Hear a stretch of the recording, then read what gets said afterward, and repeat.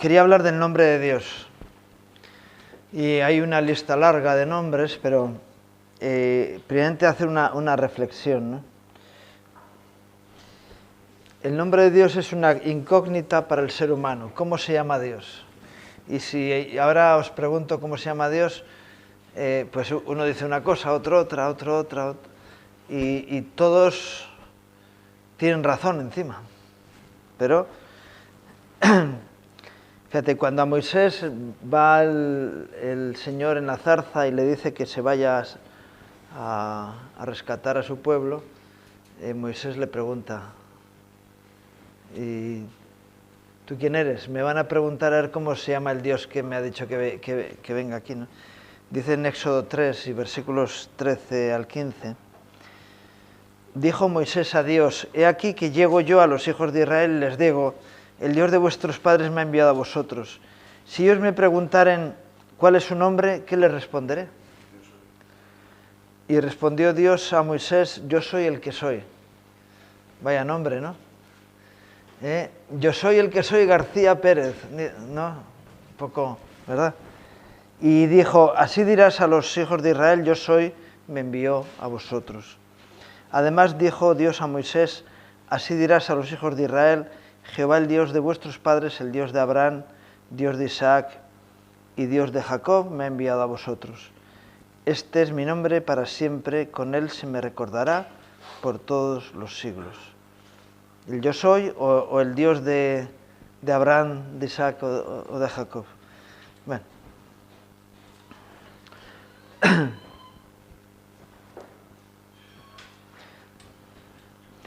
Yo soy el que soy, ¿no? Algunos estaban diciendo, yo soy es el nombre de Dios. Bueno, eso es una cualidad.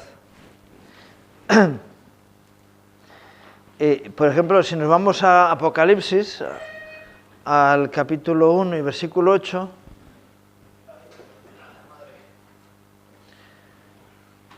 dice, yo soy el alfa y la omega, principio y fin, dice el Señor, el que es, el que era y el que ha de venir. El que es. Yo soy el que soy, vuelve a decir, ¿no? Pero volvemos a un tema que es más un concepto que un nombre, ¿verdad? La realidad es que no existe, y ese es el problema, que no existe un vocablo. ¿Sabéis lo que es un vocablo? Una palabra capaz de explicar la naturaleza divina. Porque los nombres identifican a las personas o a las cosas, ¿no? Dándonos un mensaje de su naturaleza. Por tanto, no se encuentra en ningún idioma humano una palabra capaz de englobar toda la esencia de la naturaleza divina. Y en consecuencia de ello, la Biblia nos muestra una gran cantidad de palabras que en realidad son parte del nombre de Dios. Son diferentes aspectos que forman el nombre de Dios completo.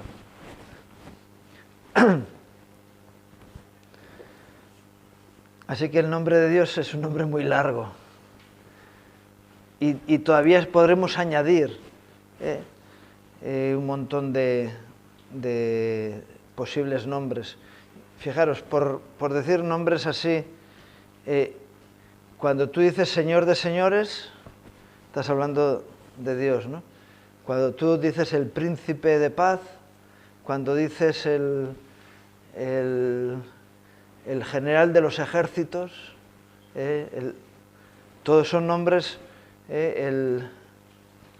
y el consolador, por ejemplo, y empiezas a decir, y podríamos estar aquí horas sacando nombres que están en la Biblia y que son parte del nombre de Dios.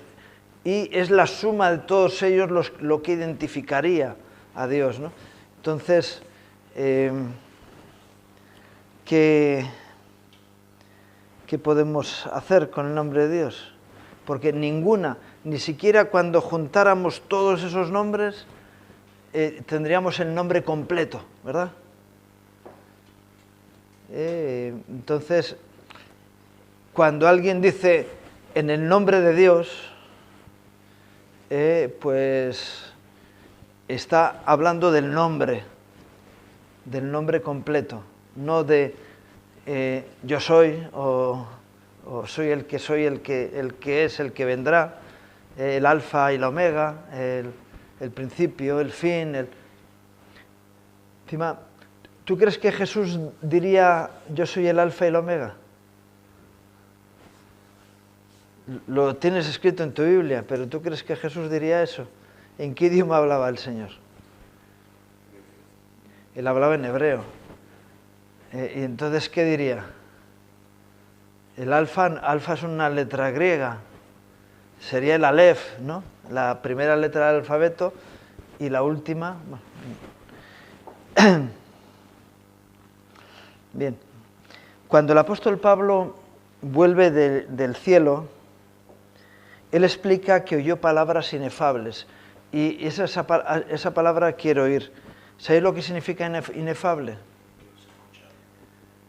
No, sí se puede escuchar, lo que no se puede es pronunciar. Es una palabra que es imposible pronunciar, porque a veces hay idiomas que te dicen una palabra y tú dices, mira, eso no hay quien lo diga, porque son 8 consonantes seguidas, ¿no? Entonces, Pablo dice que él escuchó palabras inefables. Porque nuestra forma de hablar tiene limitación. Nuestra forma de pensar tiene limitación. ¿Sí?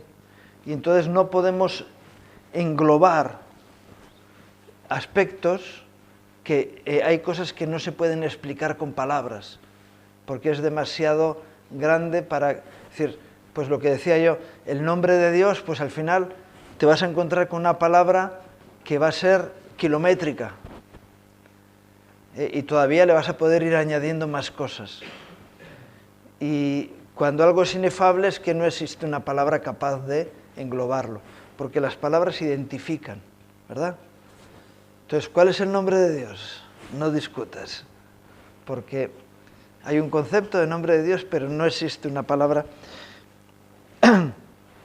Entonces hay que diferenciar, y yo creo que este fue un error que cometieron los judíos, porque decían, el nombre de Dios es innombrable. Una cosa es inefable y otra cosa es innombrable, ¿verdad?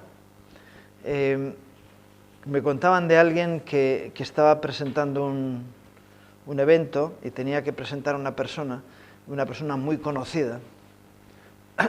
Y cuando salió la persona a que le presentara, digo, hoy tengo el honor de presentar a una persona que es impresentable.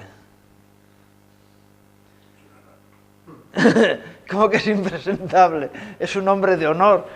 Quería decir que no se le puede presentar porque es súper conocido, es decir, es una persona muy famosa. Y dijo que era impresentable. Al decirle impresentable, ¿qué estaba diciendo? Que es un desgraciado, que no se le puede llevar a ningún sitio, ¿no? No es que sea impresentable, es que es famoso. Su fama le precede, entonces no tengo casi que decir nada para presentarle porque con su nombre se identifica, ¿no? Entonces, no es lo mismo ser innombrable que ser inefable. Entonces podemos decir que el nombre de Dios es inefable, porque no existe ninguna palabra capaz de identificar a Dios. Hay palabras que identifican pequeñas porciones de su realidad y de su naturaleza. El santo, el eterno. A mí una palabra que me gusta mucho es como los franceses le llaman al Señor, l'Éternel, el eterno. El eterno. Pues sí, pero es mucho más que el eterno, ¿verdad? Entonces, para salvar esta situación, pues le buscaron un nombre que era imposible de nombrar, que era el tetragrama, que habéis visto en algunas Biblias viene, por eso yo traía una Biblia, porque tenemos un problema con la Reina Valera, que para quitarse el problema, ¿qué dijo? Todos los sitios donde aparece el nombre del Señor, ponemos Jehová. Y anda. Y se han cargado un montón de nombres que nombran al Señor, y la palabra Jehová tampoco identifica al Señor plenamente, por lo que estábamos diciendo, ¿verdad? Si no hay ninguna palabra. Entonces, bueno, los hebreos ponen la Y, la H, la V y la Y. Ahora, arréglatelas tú para pronunciar esa palabra. Entonces, han puesto una palabra que es imposible de pronunciar para el nombre de Dios, que es imposible de capturar en una palabra. Es importante entender esto, ¿verdad? Pero claro, llegaron al sistema religioso en el que si alguien decía el nombre innombrable, lo apedreaban, porque eso era una blasfemia, decir el nombre de Dios. ¿Cómo va a ser una blasfemia? Porque los nombres identifican. ¿Te imaginas, no? Que alguien, ¿no?, dice tu nombre, te llama por tu nombre y te enfadas. Dices, no, mi nombre me identifica, me diferencia de los demás, ¿verdad? Mis hermanos y yo tenemos los mismos apellidos. ¿Y qué es lo que nos diferencia? El nombre. Así que mis padres, cuando querían hablar con alguno de nosotros, usaban el nombre diferenciador, ¿no? Y además, luego el nombre da carácter. Manifiesta un carácter y da carácter, ¿no? Cuando a alguien tú le llamas,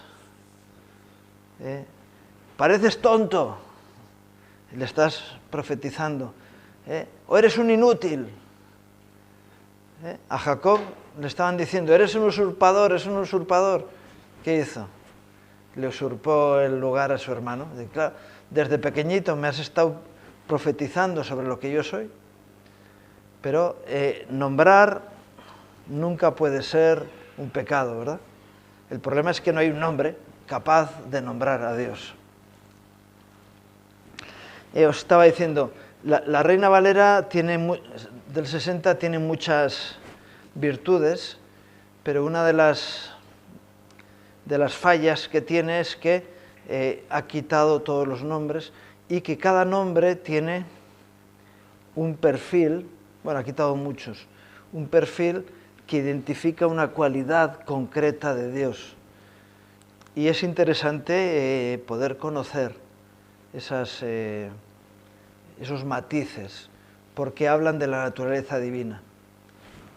Y por eso es bueno conocer tantos nombres que Dios tiene, para acercarnos un poquito más a la realidad del nombre de Dios.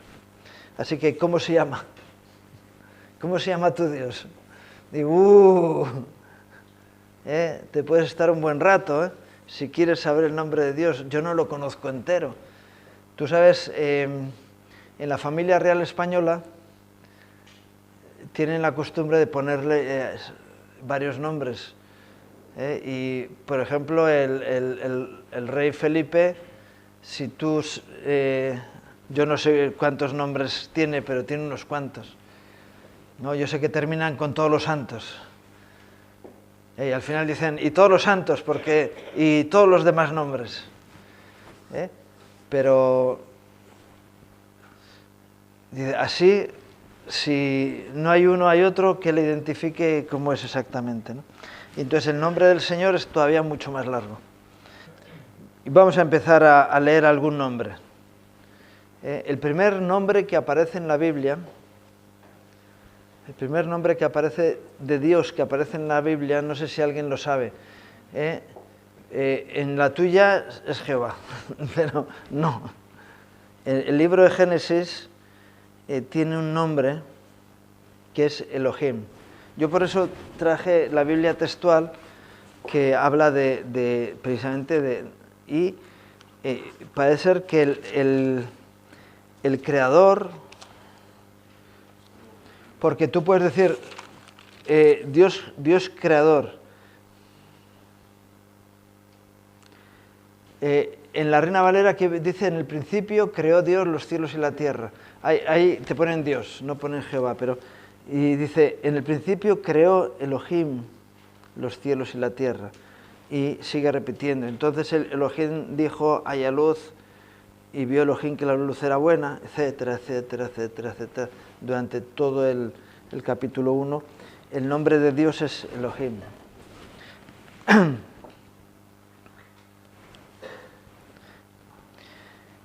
Esa palabra significa que es alguien que con poder y gloria, y expresa la idea del creador. Claro, podría decir, en el principio el creador, es decir, Elohim, el que tiene la capacidad de crear, porque Dios es creador. Entonces, podemos decir, Dios el creador, esa es la palabra Elohim, ¿no? Y cuando está hablando de creación, está utilizando este nombre. No sé si habíais oído ese nombre de Dios. ¿Cómo se escribe? Se escribe el, bueno, podríamos hablar también de él, ¿no? Pero Elohim es el, O, Elo, H y M. Que alguno habría puesto la J, ¿no? O la G. Bueno.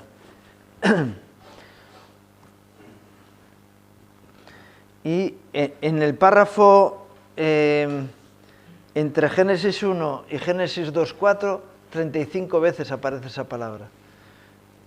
¿Sabéis? Cuando en la Biblia hay una palabra que aparece, una idea que aparece, varias cosas porque es importante. Pero dices, oye, si identificamos a Dios como el creador, ahora a lo largo de toda la Biblia va a ser Elohim, el que creó, no otros aspectos, volviendo al concepto ese de que cada nombre de Dios identifica una cualidad suya, porque no puede acaparar toda la esencia de la realidad de Dios. Sí. Elohim. Es Elohim el que le dice a Noé que ha decidido destruir a todo ser sobre la tierra y establece su pacto con él después. ¿Por qué? Porque el que ha construido algo es el dueño de eso, ¿verdad? Es decir, el concepto de creador no solamente es el que ha creado, sino, es decir, el que escribe un libro es el dueño del libro, el que pinta un cuadro es el dueño del cuadro, aunque cuando Picasso hace no voy a decir pinta, pero hace el Guernica, digo, porque no es solo pintura, sino que hay otras cosas en el cuadro, le pagaron por hacerlo y se lo quedó el gobierno de la República Española, que fue quien le pagó, ¿no? Cuando Miguel Ángel pinta la Capilla Sixtina, le paga el Papa, así que ahí se queda él pero realmente la obra no es del... A que nadie sabe bueno, podréis saberlo, ¿qué Papa fue el que pagó la pintura de la Capilla Sixtina del Vaticano? Pero sabemos quién lo pintó, porque es el autor, ¿verdad? Es el autor. Entonces, es Elohim el que tiene la potestad de poder decirle a Noé, voy a terminar con la creación que hice. Aunque él solamente le habla de los seres vivientes, ¿no? Es él quien hace pacto con Abraham.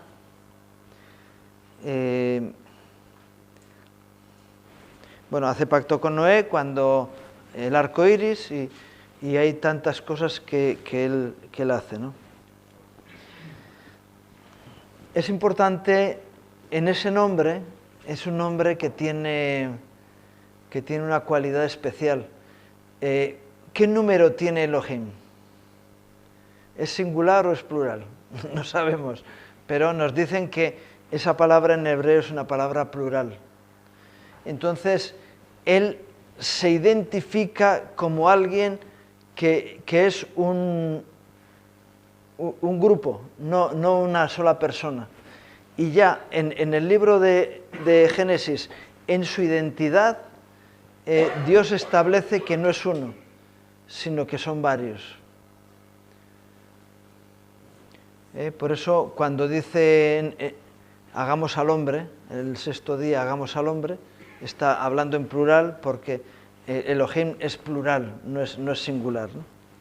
La primera manifestación de algo que es uno y plural. Y ahí nos da un detalle del Dios Trino, ¿no? De la Trinidad Divina. Miramos otro nombre.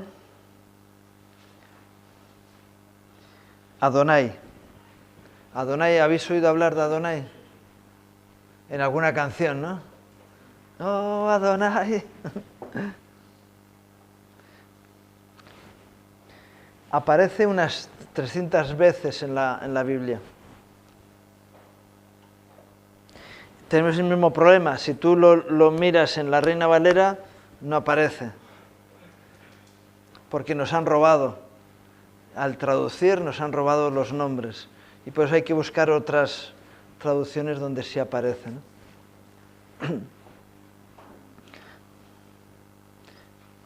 Tiene como significado Señor o mi Señor.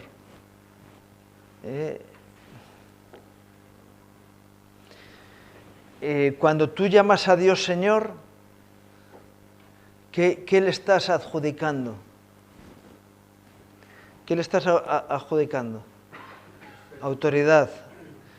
Bien, más que autoridad es también, ¿no? Pero es propiedad. Ser dueño de. Es el dueño.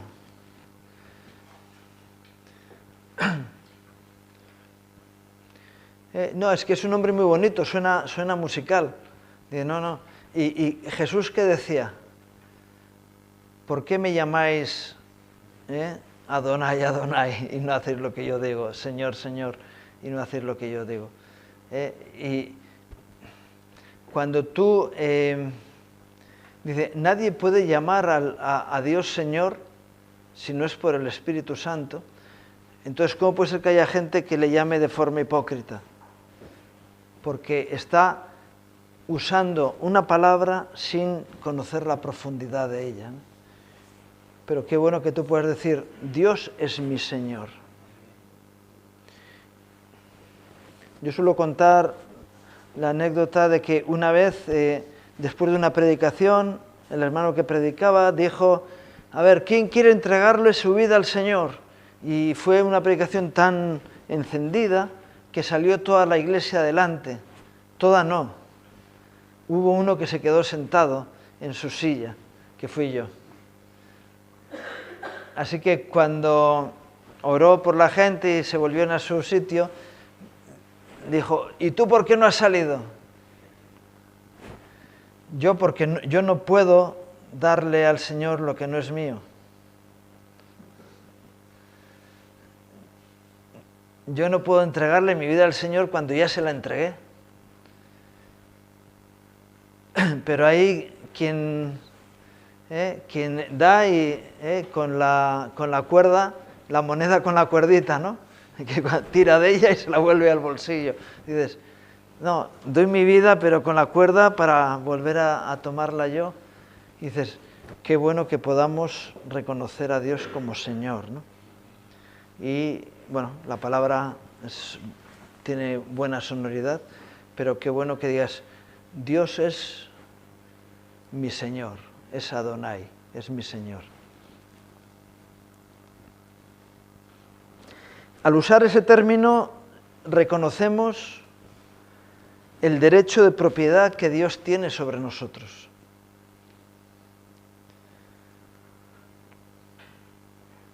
¿No? Entonces, si tú le entregaste tu vida al Señor, tú no puedes decir, oye, Señor, ¿qué pasa contigo? ¿Qué haces? ¿Qué estás haciendo con mi vida?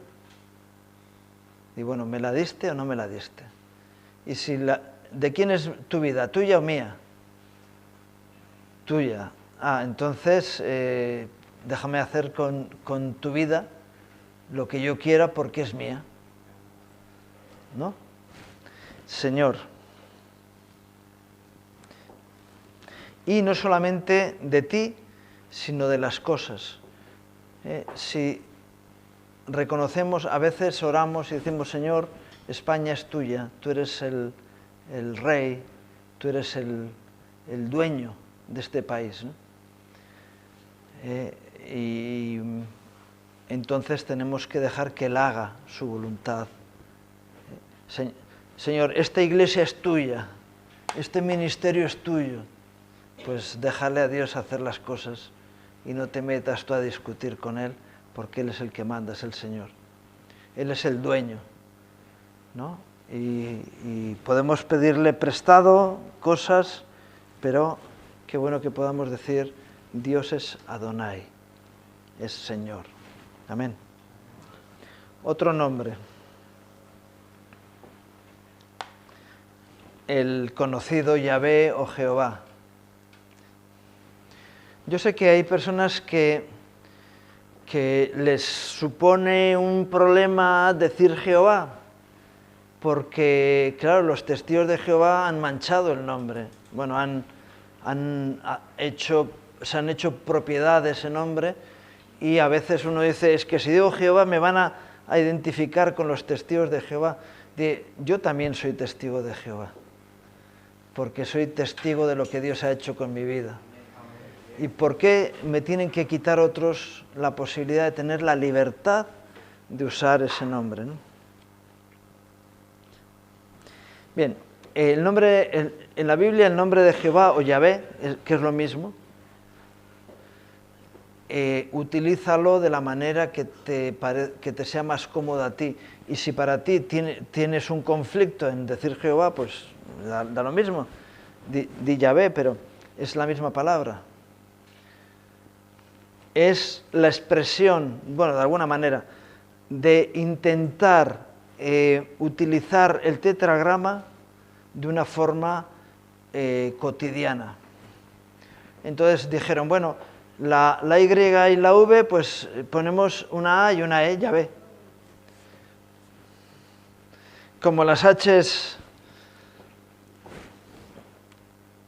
menos en España, no las sabemos usar. Hay otros que le dan pues J o tal, no sé qué, pero en España a la H, ¿qué? Podemos vivir en ella, pero no. Entonces dice Yahvé, vale, y Jehová, pues es lo mismo. Es un intento de, bueno, de alguna manera también hay otras posibles acepciones, ¿no?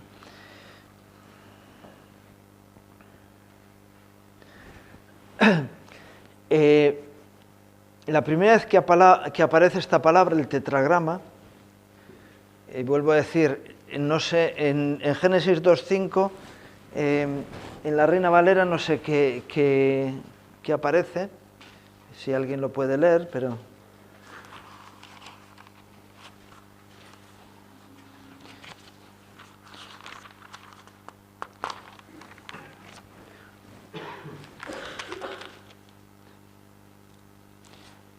Bueno, aquí aparece el día en que tetragrama, Yahvé, Jehová, Elohim, hizo la tierra y los cielos, ¿no? Ahí pone Dios, ¿no? Jehová Dios. Yo estoy leyendo la Biblia textual, que recupera esos nombres, ¿no? Entonces, Jehová Dios. Bueno, Yahvé Elohim, bueno, está bien. Si al final todos son matices que quieren de alguna forma expresar quién es Dios, ¿no? Entonces, bueno, pero el uso de Jehová tiene que ver con existencia, con la existencia de alguien que es eternamente y en sí mismo. Es decir, Dios es autónomo en sí mismo. Sí, decía así, lo que le dijo a Moisés, yo soy el que soy yo mismo. Sí, ese es un poco el concepto de Jehová. Yo soy yo mismo. Y yo no necesito de nadie para ser quien soy. No soy dependiente de nadie ni de nada. Dios es absolutamente autónomo en sí mismo. Hay personas que piensan que Dios les necesita.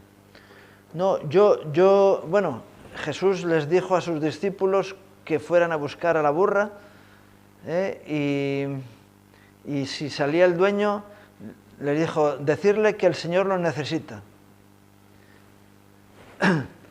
Bueno, el Señor, ¿para qué necesitaba la burra el Señor? Para cumplir una profecía. Pero no porque Él tuviera necesidad. Él podía entrar en Jerusalén montado en lo que le hubiera dado la gana. Podía haber ido en una alfombra mágica, o llevado por los ángeles, o haber agarrado el carro de fuego de Elías, ¿no? Y haber ido en el carro de fuego. ¿Te imaginas? Con el carro de fuego. Pero estaba profetizado que... Entonces, Dios no te necesita para cumplir sus anhelos. Él no necesita de nadie. Es autónomo en sí mismo. Entonces, cuando tú tienes ese concepto, o vocalizas ese concepto de Dios, dices, tú eres suficiente en ti, eres completo en ti mismo, no necesitas de mí. Sin embargo, ¿por qué Dios nos usa? ¿Alguna vez te has preguntado, si no me necesita Dios, ¿para qué me usa? Porque yo no soy una herramienta. Sí, soy una herramienta en las manos de Dios, pero soy una persona. Y Dios sabe que si te utiliza a ti, ¿qué? Te bendice, te edifica, te hace sentirte capaz, útil, ¿verdad? Entonces Dios nos usa no porque tenga necesidad de nosotros. Si tú te pones delante de Dios y le dices, Señor, Elías lo hizo, he quedado yo solo, ¿cómo te las vas a arreglar si yo no cuido de mí mismo? Y el Señor le dice, chico, que yo no te necesito. ¿Cuántos Elías puede Dios levantar y poner su espíritu en ellos? Dijo que tenía 7.000 dispuestos. Es decir, y cuando alguien se acerca a Jehová, tiene que acercarse a Yahvé, tiene que acercarse con esa actitud de decir, Señor, eres suficiente, eres autónomo, eres capaz en ti mismo, no necesitas que nadie te complete. Cuando en la adoración nos ponemos a decir, te ensalzamos, te elevamos, Señor, o como Jesús enseñó a orar, santificado sea tu nombre, ¿verdad? ¿Cómo va a ser santificado el nombre de Dios? Si Él ya es santo, perfecto, absoluto, ¿verdad? Nosotros no le podemos edificar a Dios, no le podemos convencer, no le podemos cambiar, no le podemos mejorar, porque Él es perfecto, es absoluto. Amén. Esa palabra o ese nombre tiene la denotación o la implicación de la esencia de Dios.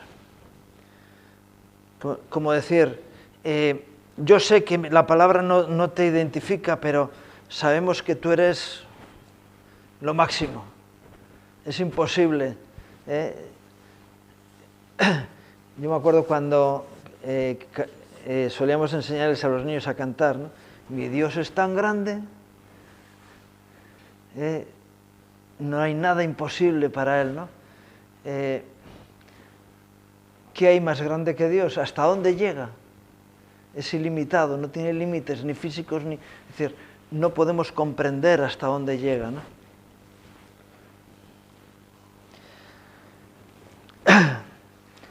Por eso es imposible después tratarlo como una parte.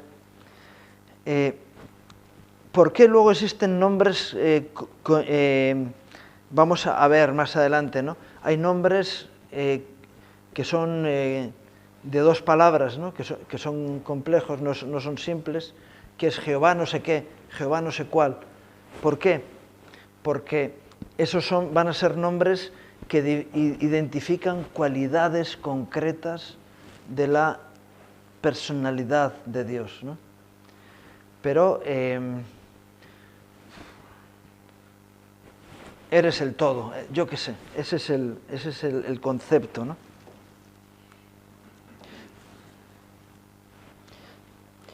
Y la palabra Jehová o Yahvé muestran la revelación de Dios conforme a sí mismo, en su naturaleza esencial. Normalmente, salvo esos nombres compuestos, el nombre, por ejemplo, el nombre que utiliza Dios para designar al que construyó es Elohim, es el constructor. No es él se reserva el nombre de Yahvé para hablar de su propia esencia, de su propia realidad, ¿no? En ese nombre que es que nos deja en nuestra mente que llega mucho más allá de lo que puede llegar. Yo sé que después de esta clase, cuando utilicéis los nombres de Dios, los vais a utilizar con más propiedad, ¿verdad?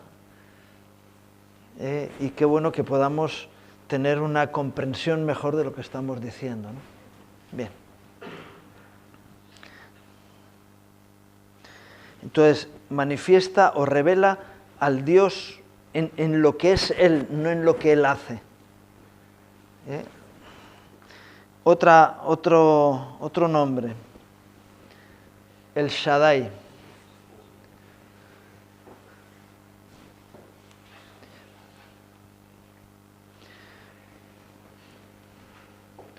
¿Cómo se escribe? El-SHADDAI.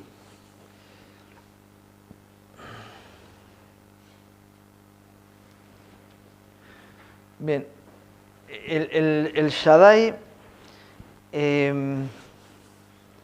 significa el Dios Todopoderoso.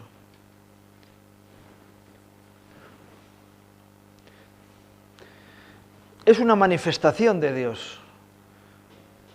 Ser todopoderoso es una manifestación de Dios. No identifica completamente a Dios, porque Juan que dice, Dios es amor. La identidad como amor es diferente que la de todopoderoso.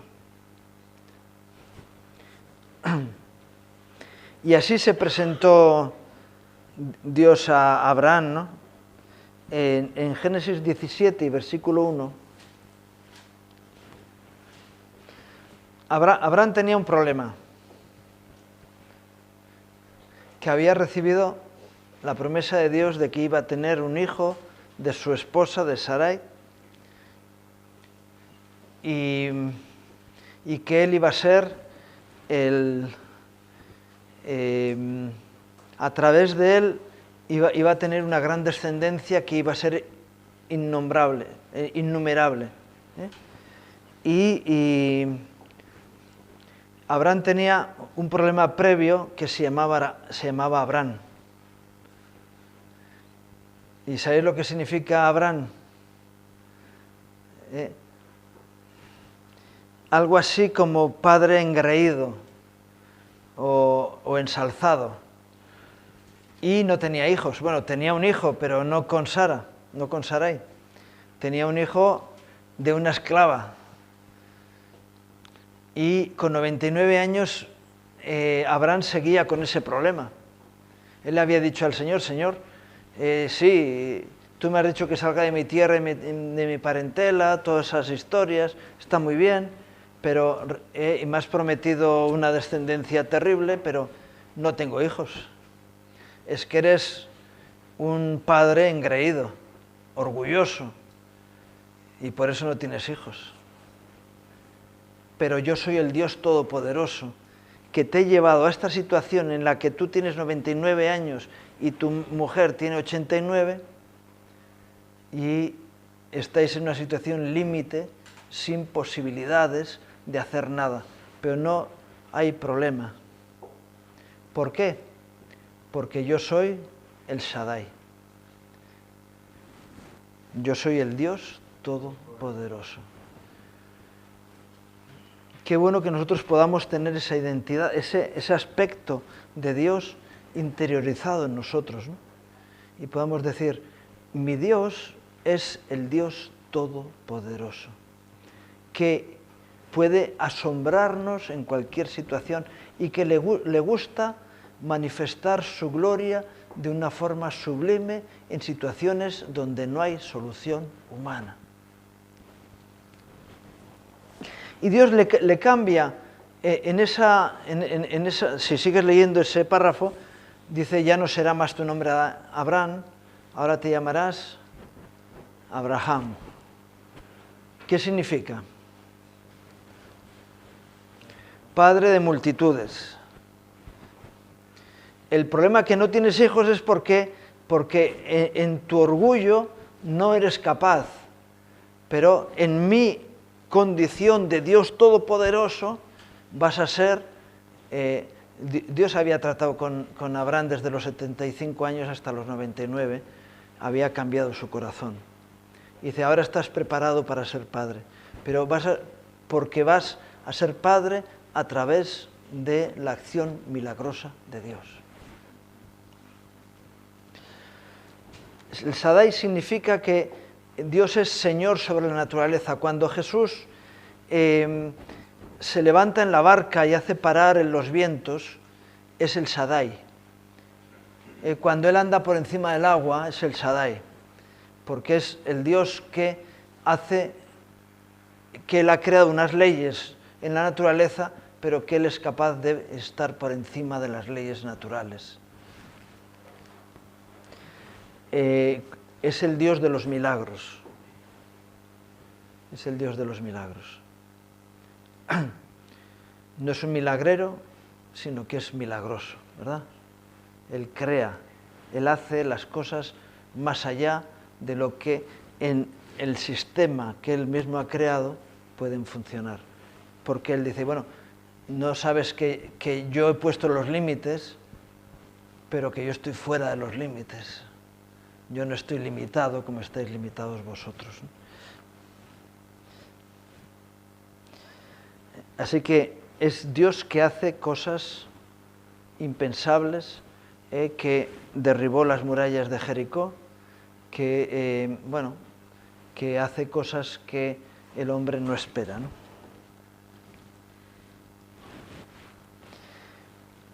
Por ejemplo, Génesis 49, 24 y 25. Mas su arco se mantuvo poderoso, y los brazos de sus manos se fortalecieron por las manos del fuerte de Jacob, por el nombre del pastor, la roca de Israel, por el Dios de tu Padre, el cual te ayudará, por el Dios omnipotente, el cual te bendecirá, con bendiciones de los cielos de arriba, con bendiciones del abismo que está abajo, con bendiciones de los pechos y del vientre.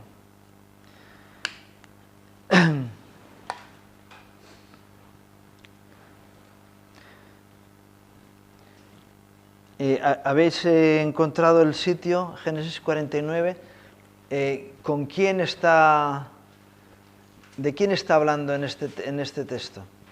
De Jacob, ¿no? Le está diciendo, Dios te va a ayudar, ¿no? El fuerte de Jacob, no. ¿A quién le va a ayudar? ¿Pero a quién? ¿De quién está hablando? ¿Quién es el que está haciendo esta oración? Jacob. ¿Y a quién le está diciendo esto? ¿A qué hijo? A José. A José.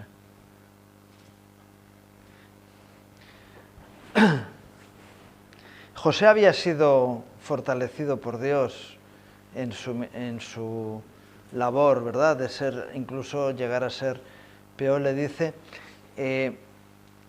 confía en el Dios Todopoderoso, en el fuerte de Jacob.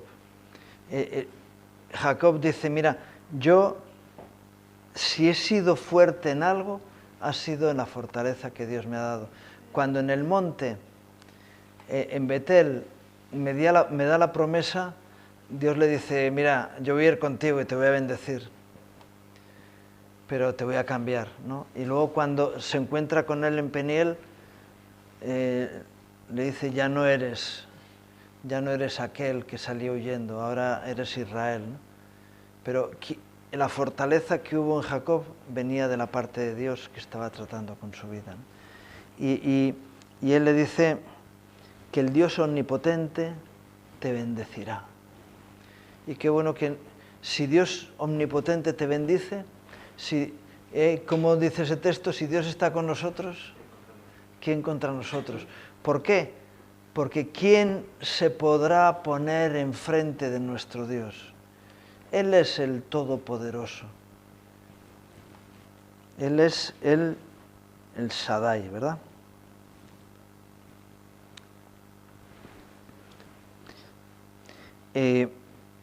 Luego, por ejemplo, en Ruth, capítulo 1, y versículos 20 y 21,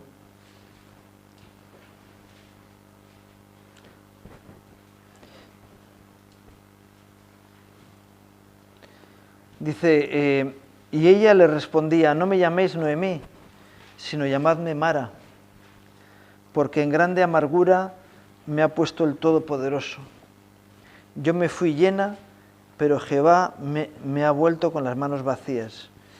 ¿Por qué me llamaréis Noemí, ya que Jehová ha dado testimonio contra mí y el Todopoderoso me ha afligido? También, fíjate, en el caso de Noemí, él dice, en amargura me puso Dios. ¿Por qué? ¿Por qué pone en amargura? Porque Noemí con su marido y sus hijos se habían ido de la tierra a Moab, ¿verdad? Se habían ido al extranjero a buscar soluciones allí. Y dice, el Todopoderoso me ha afligido. Es decir, ha permitido la aflicción para mi vida. Pero si te vuelves al Todopoderoso, el Todopoderoso te dará guarda y protección. Y Noemí decía, llamadme amargada, porque Noemí tiene que ver con gozo, alegría, algo así. Y dice, no, yo no soy una gozosa, soy una amargada. Porque el Todopoderoso dijo, no, tú te has buscado que el Señor venga a ti y te vuelva a llevar atrás, ¿no? Y si tú peleas con el Todopoderoso, tienes problemas. Gamaliel, cuando Juan y Pedro son detenidos y llevados al Sanedrín, él hace que salgan y le dice, mira, si estos son unos charlatanes, su asunto se va a diluir, pero si vienen de la parte de Dios, no vaya a ser que os encontréis peleando con Dios. ¿Y qué ocurre si estás peleando con Dios? Es posible que el Señor te deje. Ya te aburrirás, porque con Dios no se juega, ¿verdad? ¿Por qué? Porque estás en una batalla con el Todopoderoso. No ha habido ningún hombre, ningún espíritu capaz de vencer a Dios. No temáis, pequeña manada, porque yo he vencido al mundo, ¿verdad? Tenemos un montón de referencias al Todopoderoso en el Nuevo Testamento, ¿no? Tanto, bueno, incluso en Apocalipsis. Ahora quería hablar de varios nombres compuestos, que hablamos de que el nombre de Jehová es de la esencia de Dios, pero que hay otros nombres, y posiblemente hoy no podamos hablar de todos, que identifican aspectos concretos de la naturaleza de Dios, ¿no? Y el primero del que vamos a hablar es Jehová Jireh. El primer texto en el que aparece esta cualidad o esta circunstancia de Dios es en el libro de Génesis, capítulo 22 y versículo 14.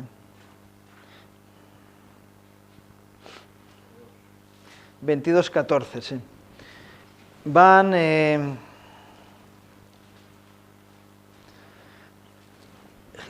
Abraham y su hijo Isaac por el camino a hacer un sacrificio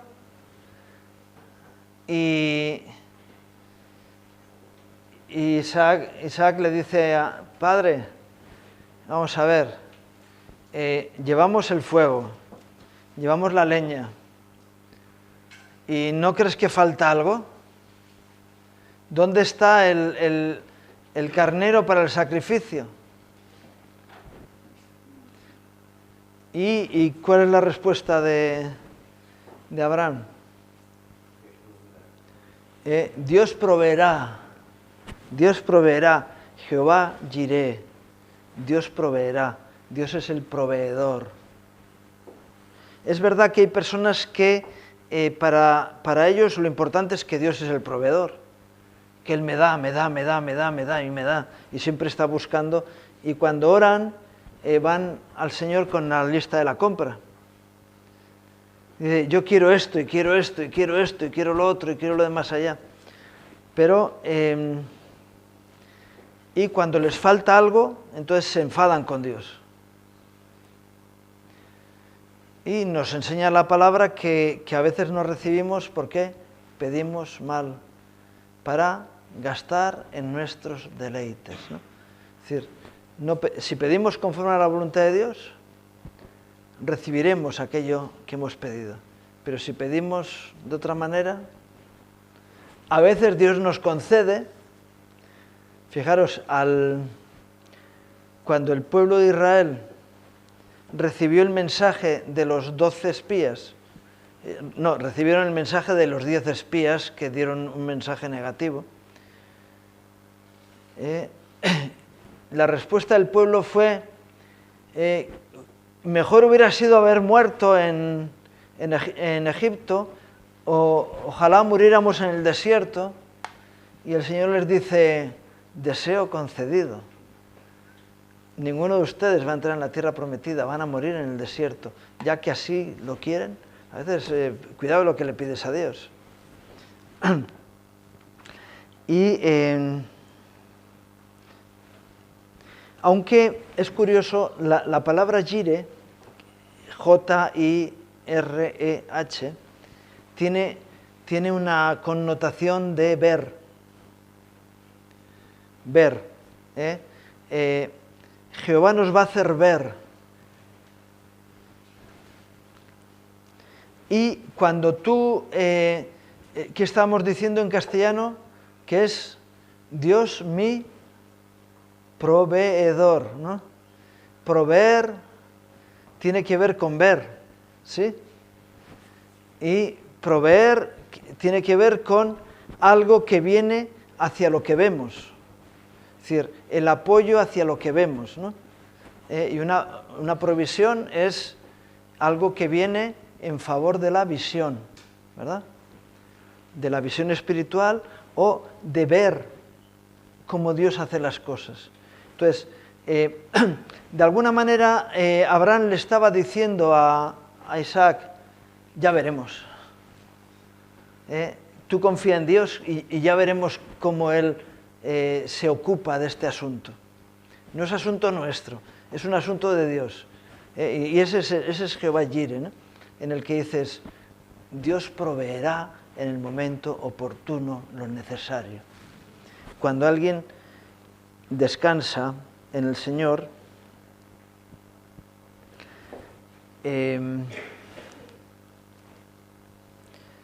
y así cuando ocurre todo aquello y el Señor le dice no hagas daño a tu hijo, al muchacho, tal, no sé qué, y ahí estaba el carnero estaba ya diciendo, qué gracia, ¿no?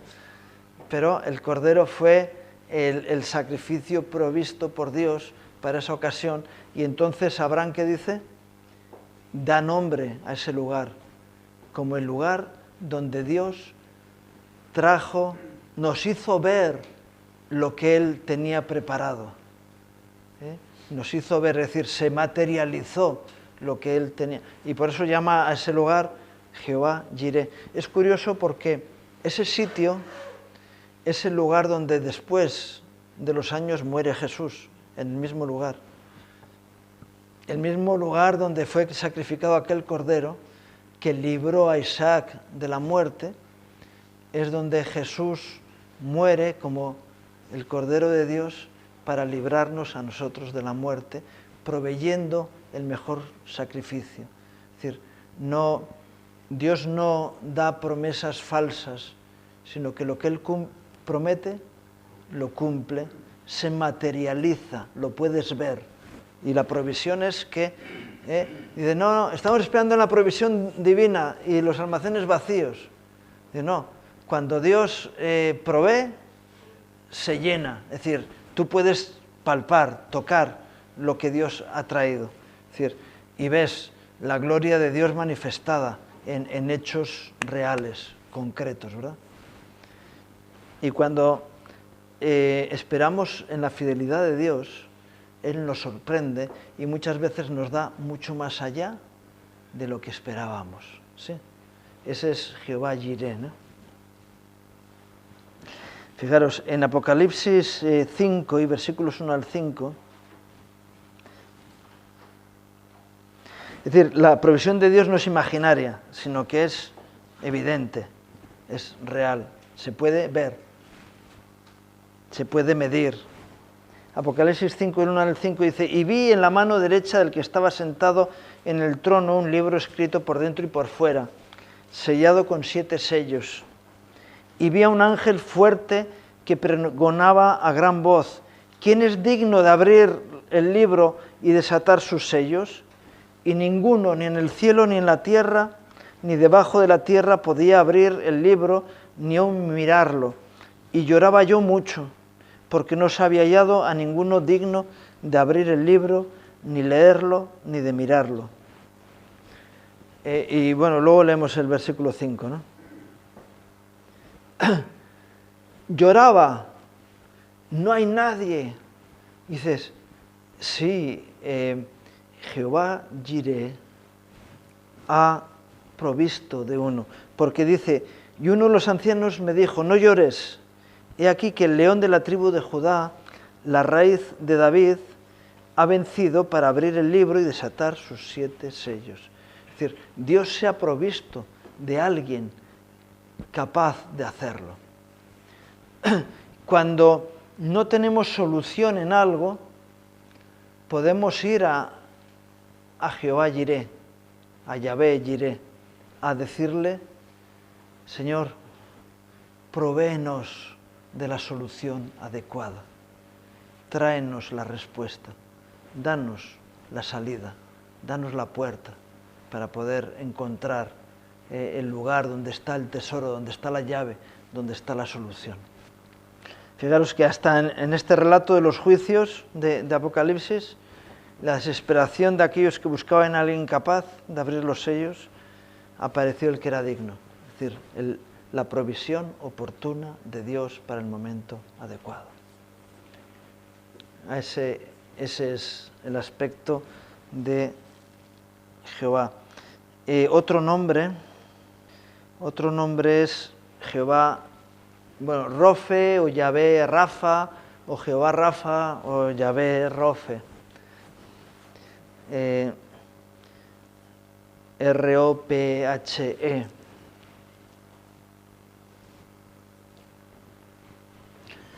Cuando decimos Rafa ya sabemos, ¿no?, que tiene que ver con sanidad. Dice en Éxodo capítulo 15 y versículo 16, y dijo, si oyeres atentamente la voz de Jehová tu Dios, e hicieres lo recto delante de sus ojos, y dieres oído a sus mandamientos, y guardares todos sus estatutos, ninguna enfermedad de las que envié a los egipcios te enviaré a ti, porque yo soy Jehová tu sanador. ¿Dónde da esta promesa Dios a su pueblo?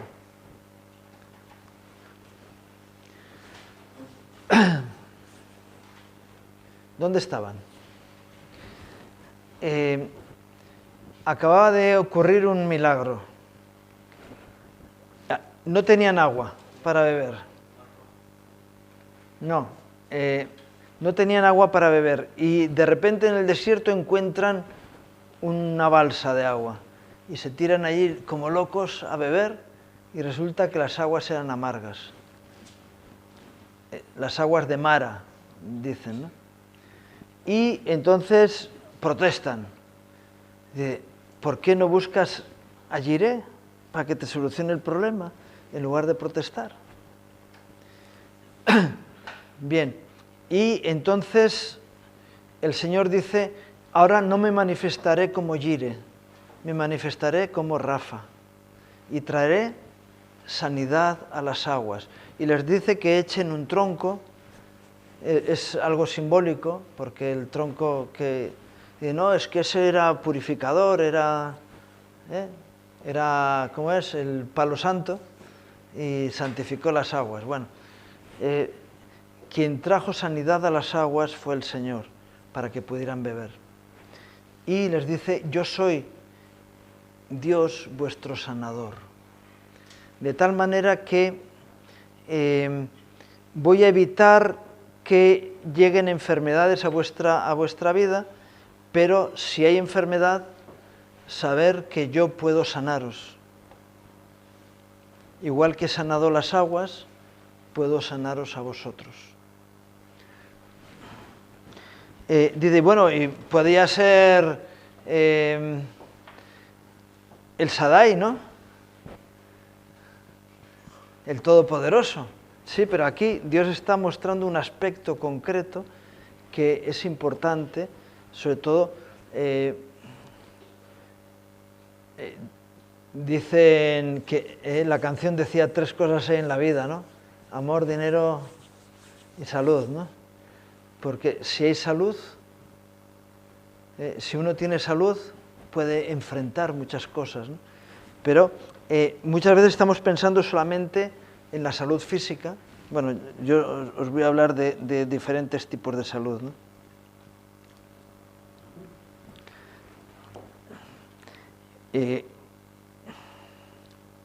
Fíjate, puede enviar enfermedades, como mandó en Egipto, puede evitar que lleguen las enfermedades o puede sanar enfermedades. La enfermedad es sanable, ¿verdad? Se puede sanar. Dice Job en el capítulo 5 y versículos 17 y 18, bienaventurado, he aquí, bienaventurado es el hombre a quien Dios castiga. ¿Quién dice amén? Por tanto, no menosprecies la corrección del Todopoderoso, porque Él es quien hace la llaga y Él la vendará. Él hiere y sus manos curan. Esta dualidad de Dios, de traer, de hacer la herida y traer la sanidad, claro, alguien podría decir, Señor, ¿por qué haces esto?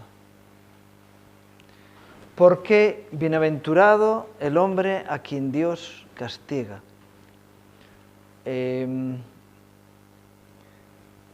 Cuando en la carta a los Hebreos dice que los hombres, los padres,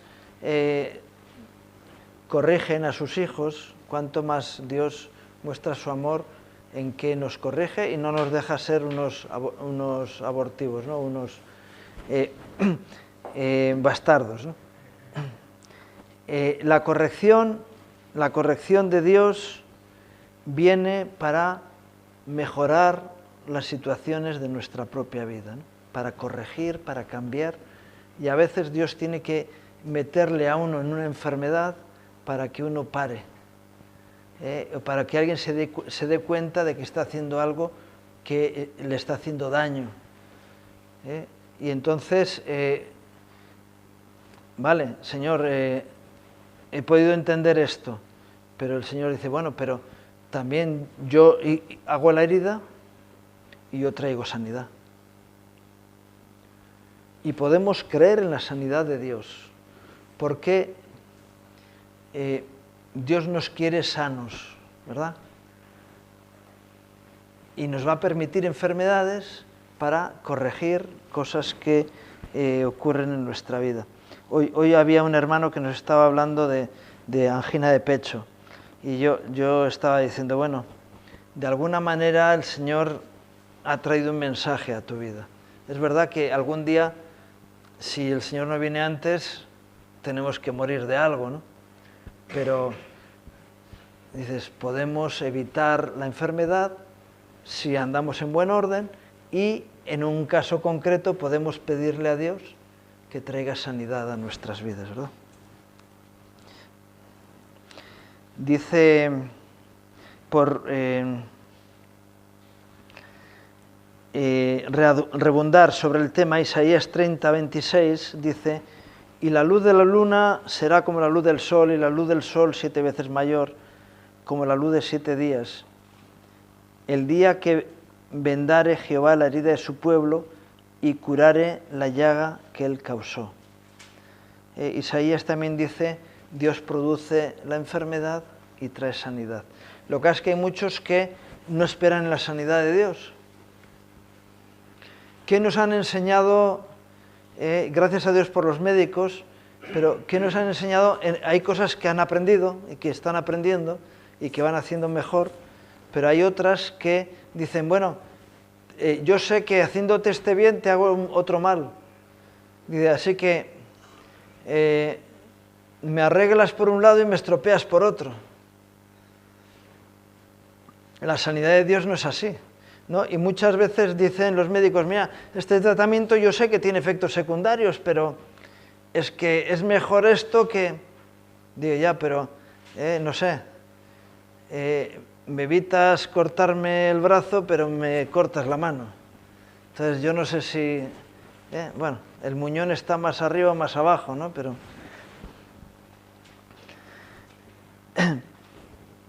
el Señor viene y nos dice, aparte de eso, de que puede traer sanidad, otra cosa más importante.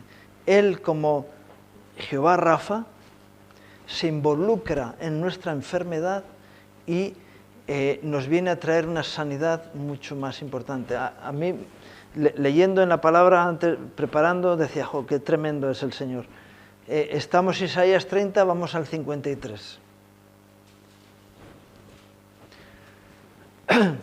Isaías profetiza sobre la acción sanadora de Jesús.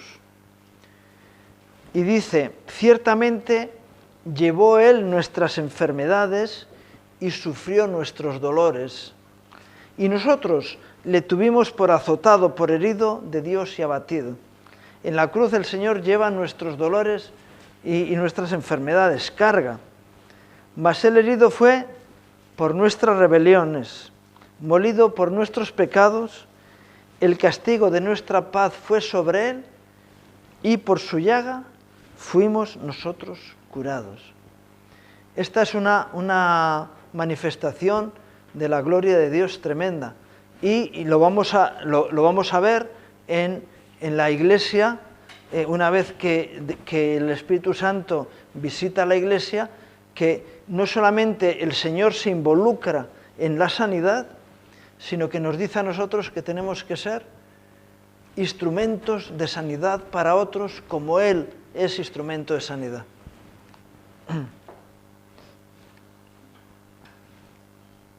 Él carga no solo con nuestros pecados, sino también con nuestras enfermedades. Y manda a la Iglesia a que generen sanidad a los que están alrededor. Vuelvo a decir, antes he comentado, hay sanidad o hay enfermedad física. Y cuando hablamos de sanidad muchas veces solamente nos fijamos en la sanidad física. Pero curiosamente estamos en un tiempo en el que, están diciendo por todos los sitios, está aumentando el número de suicidios. Pero por todas partes, en los jóvenes, en gente mayor que está desesperada y que dice, me quito de en medio. Policías que se están suicidando, algo que no sale en los medios de comunicación porque no interesa. Pero niños, tanta y tanta gente, ¿por qué? Porque no hay sanidad emocional. hay otros que viven en unas situaciones de estrés, de amargura, porque no tienen sanidad emocional. Y hay muchas enfermedades que son de tipo mental, ¿verdad? De hecho, llegó un día en que dijeron, mira, hay tanta gente en los psiquiátricos que no entran más. Y si están más locos los que están fuera que los que están dentro. Y sacaron a la gente de los manicomios, ¿no? De los psiquiátricos. Ahí se creó la Orquesta Mondragón, por ejemplo. Bueno, salió de ahí.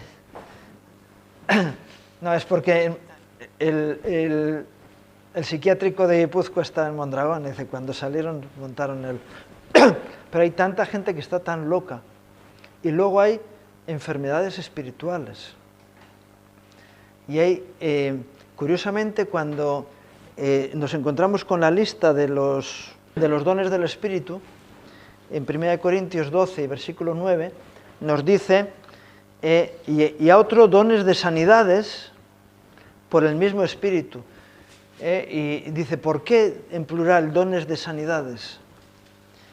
Si hay enfermedades del cuerpo, si hay enfermedades del alma, si hay enfermedades del espíritu, pues tiene que haber sanidad para cada aspecto de la realidad de los seres humanos. Y nosotros estamos llamados a ser embajadores o instrumentos de Jehová Rafa o Rofe para traer sanidad a aquellos que nos rodean. Es curioso que me llama la atención, ¿no? Cómo el Señor le dice a la mujer siriofenicia, que vamos a leer, que la sanidad es el pan de los hijos, ¿no?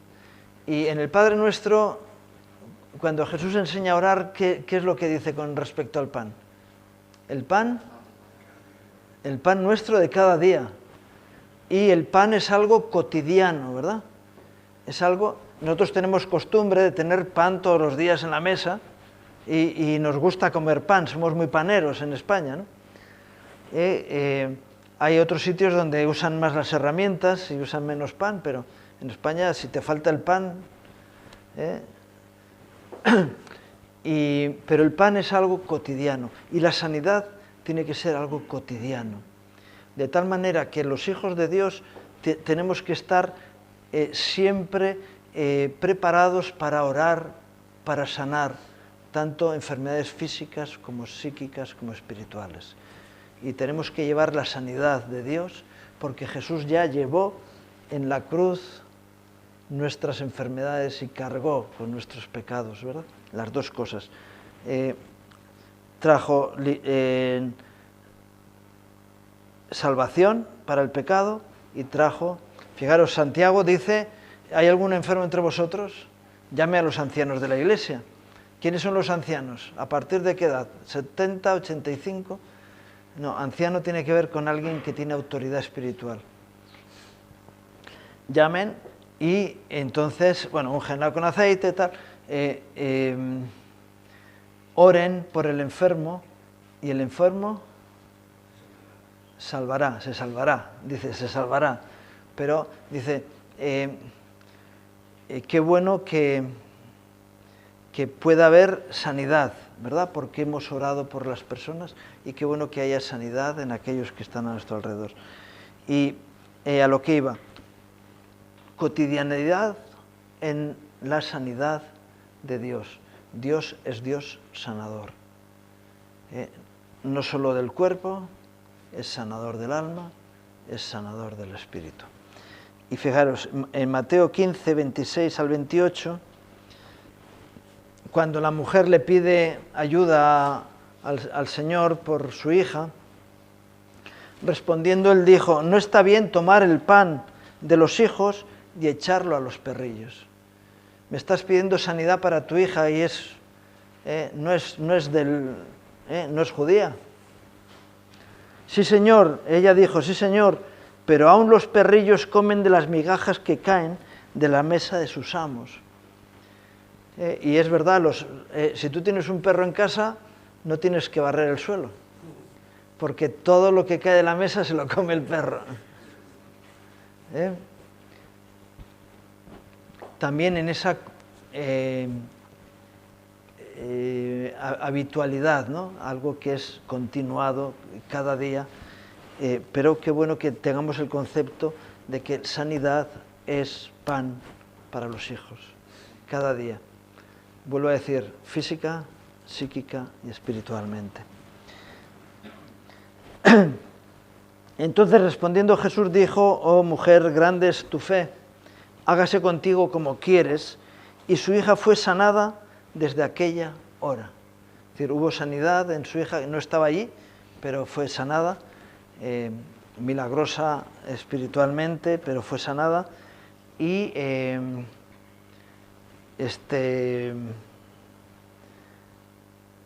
don de sanidades se manifestó en aquella que no era la que tenía que comer el pan, pero se llevó las migajas. Entonces, qué bueno que podamos tener claro, Jehová Rafa, nuestro sanador, Él es quien nos libra de enfermedades. ¿Hay algún enfermo entre vosotros? Pues, ¿por qué? ¿Por qué tiene que haber un enfermo entre vosotros? Hagamos que la enfermedad se vaya de en medio nuestro. Porque tenemos la revelación de que tenemos un Dios que es sanador. Desde el Padre, desde la revelación del Antiguo Testamento, hasta la muerte de Jesús en la cruz, donde Él cargó con nuestras enfermedades para traer sanidad, por sus llagas somos sanados, decía Isaías, y el mandato de Dios a través de los dones que traen a nuestra vida para que seamos sanadores de los que nos rodean. Vuelvo a decir, no solo en lo físico. Qué bueno que puedas traer sanidad emocional a los que están en amargura, que les puedas llevar sanidad, y que les puedas llevar sanidad espiritual a los que están agarrados por el pecado. Y tú puedes traer sanidad a sus vidas.